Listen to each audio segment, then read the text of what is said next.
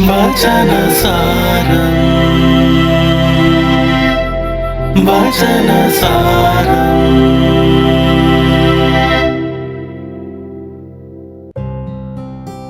ഈശോമിശിഹായ്ക്ക് സ്തുതിയായിരിക്കട്ടെ.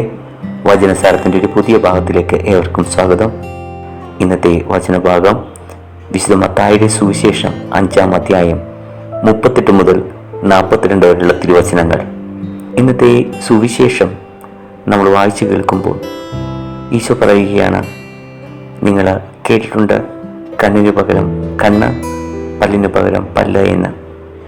എന്നാൽ ഞാൻ നിങ്ങളോട് പറയുന്നു, നിങ്ങളുടെ ഒരു കർണത്ത് അടിക്കുന്നവന് മറുകർണം കൂടി കാണിച്ചു കൊടുക്കുക. 2000 വർഷങ്ങൾക്ക് മുമ്പ് ഈശോ പറഞ്ഞ ആ വാക്കുകൾ, ദൈവത്തിൻ്റെ പുത്രൻ പറഞ്ഞ ആ വാക്കുകൾ ഇന്ന് 2024 പ്രാവർത്തികമാണോ? അല്ലെങ്കിൽ അതിന് എന്തെങ്കിലും സാധ്യതയുണ്ടോ? കാരണം ഒരാൾ നമ്മളെ ഏതെങ്കിലും തരത്തിൽ ദ്രോഹിക്കുമ്പോൾ അതിനിരട്ടിയായിട്ട് തിരിച്ചു ദ്രോഹിച്ചില്ല എങ്കിൽ ഒരുപക്ഷെ ആ മനുഷ്യൻ വീണ്ടും വീണ്ടും നമ്മളെ ദ്രോഹിക്കുമെന്ന് വിശ്വസിക്കുന്ന ഒരു സ്ഥലത്താണ്, ഒരു കാലഘട്ടത്തിലാണ് നമ്മൾ ജീവിച്ചുകൊണ്ടിരിക്കുന്നത്.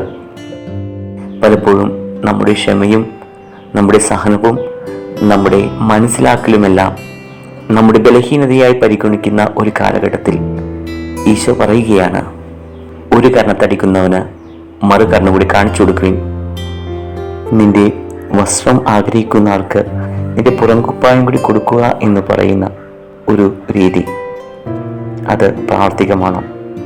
പ്രിയമുള്ളവരെ, എല്ലാവർക്കും അത് പ്രാവർത്തികമല്ല.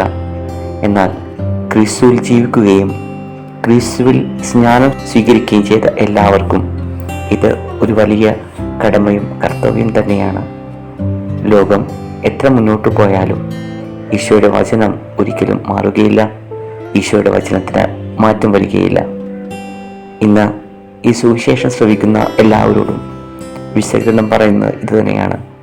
ഇനിയും ഒരു 2000 വർഷം കൂടി മുന്നോട്ട് പോയാലും അന്ന് മാനവരാശി ഉണ്ടെങ്കിൽ ക്രിസ്തു പറയുന്ന ഈ വാക്കുകൾ, ക്ഷമയുടെയും സഹനത്തിൻ്റെയും മനസ്സിലാക്കലിൻ്റെയും ഈ വാക്കുകൾക്ക് മാറ്റം വരികയില്ല.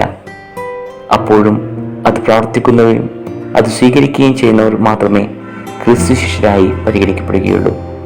ഈ ദിവസം നമുക്ക് അപ്ഡേറ്റഡ് ആയിട്ടുള്ള ലോകത്തിൻ്റെ ചിന്തകളും പ്രവൃത്തികളുമായിട്ടല്ല ജീവിക്കേണ്ടത്, മറിച്ച് ക്രിസ്തുവിൻ്റെ വചനത്തെ അടിസ്ഥാനമാക്കി, അവൻ്റെ വാക്കുകളെ അടിസ്ഥാനമാക്കി ജീവിക്കാൻ ശ്രമിക്കാം. ദൈവം പറഞ്ഞ വാക്കുകൾ, ദൈവം തൻ്റെ പുത്രനിലൂടെ അരുളി ചെയ്ത വാക്കുകൾ എത്ര വർഷം കഴിഞ്ഞാലും അതുപോലെ തന്നെ സജീവവും സനാതനവുമായി നിലനിൽക്കും. ആ വാക്കുകളെ നമുക്ക് പിഞ്ചെല്ലാം. ആമേൻ. വചനസാരം വചനസാരം.